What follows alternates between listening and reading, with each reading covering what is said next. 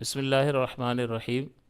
اس سے پہلے ہم نے نکاح کی تعریف کو ذکر کیا تھا اور نکاح کے ارکان کو ذکر کیا تھا۔ نکاح ایک عقد ہے، ایک ڈیل ہے، اور آپ کو بتایا تھا کہ ڈیل کے لیے پھر کم سے کم دو افراد کی ضرورت ہوتی ہے، جیسے خرید و فروخت ہے۔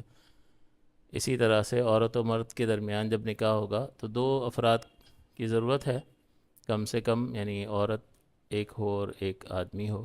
عورتیں زیادہ ہو سکتی ہیں اور ایک آدمی، تو یہ زیادہ بھی افراد ہو سکتے ہیں دوسری طرف عورتوں کی جانب سے۔ اور نکاح مارز وجود میں کب آئے گا؟ تو اہل محل میں شرائط کے ساتھ ایجاب و قبول کریں گے تو ہو جائے گا۔ یعنی اس کے مین بنیادی ارکان جو ہے ایجاب اور قبول ہے۔ اور پھر آپ کو بتایا تھا کہ ایجاب جو بھی پہلے بولے گا اس کو ایجاب کہیں گے، اور جو اس کے جواب میں یس کہے گا، قبول کر لے گا، تو اس کو قبول کہا جائے گا۔ اب چاہے لڑکا پہلے بولے تو اس کا کہنا ایجاب ہے، یا لڑکی پہلے بولے تو اس کا کہنا ایجاب ہے۔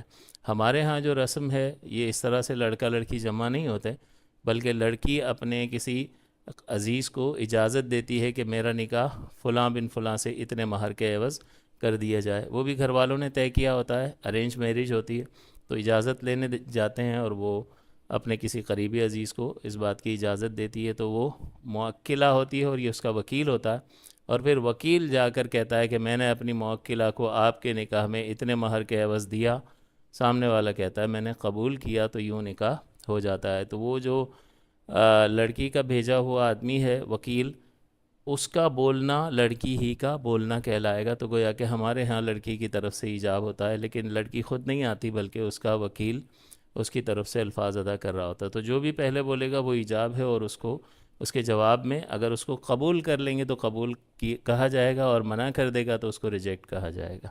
تو قبول کی صورت میں یہ معاہدہ نکاح کا پیدا ہو جائے گا، اور ریجیکشن کی صورت میں ظاہر ہے کہ وہ آفر ریجیکٹ ہو گئی۔ اب جب ایجاب و قبول کرنا ہے تو وہ لفظ سے ہوگا، اور لفظ کون سا ہونا چاہیے؟ تو دونوں ماضی کے صیغے ہونے چاہیے۔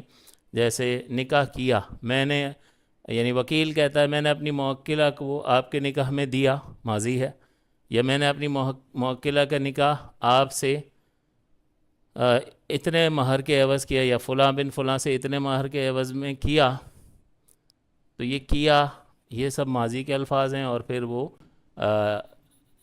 لڑکا جو ہے وہ کہتا ہے میں نے قبول کیا، یا اس کا وکیل، اس نے کسی کو وکیل کے طور پر بھیجا ہو، وہ خود نہ ہو، تو اس کا وکیل جو قبول کرے گا وہ لڑکے ہی کی طرف سے قبول کرنا کہلائے گا۔ تو دونوں صیغے ماضی کے ہیں، لہٰذا اس صورت میں نکاح مارز وجود میں آ جائے گا۔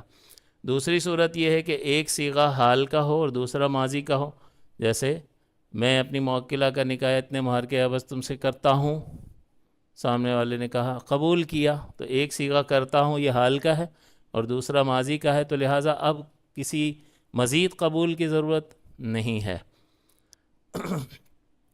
تو اس طرح بھی نکاح مارز وجود میں آ جائے گا۔ ایجاب و قبول کے الفاظ میں ایک حال کا لفظ ہے اور ایک ماضی کا۔ تیسری صورت ہوتی ہے سوال کر رہے ہیں، تو سوال میں ایک چیز رہ گئی کہ امر کا صیغہ ہو۔ ہم پہلے اس صورت کو لے لیتے ہیں جس میں نکاح ہو جاتا ہے۔ امر کا صیغہ ہو ایک، اور دوسرا ماضی ہو۔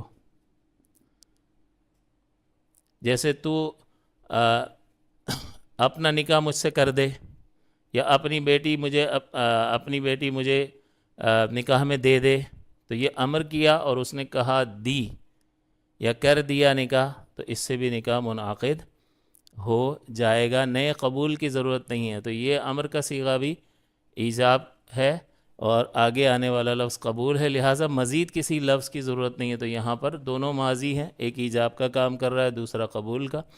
یہاں ایک حال ہے اور ایک ماضی ہے، تو حال والا جو پہلے بولیں گے وہ ایجاب کا کام کر رہا ہے، اور دوسرا قبول کا کام کر رہا ہے۔ تو یہ پہلے ہے یعنی ایجاب ہے اور وہ قبول ہے۔ اور یہاں امر کا صیغہ کہا تو اس صورت میں ایک ایجاب ہے اور ایک قبول ہے، لہٰذا ارکان پائے گئے تو نکاح ہو جائے گا۔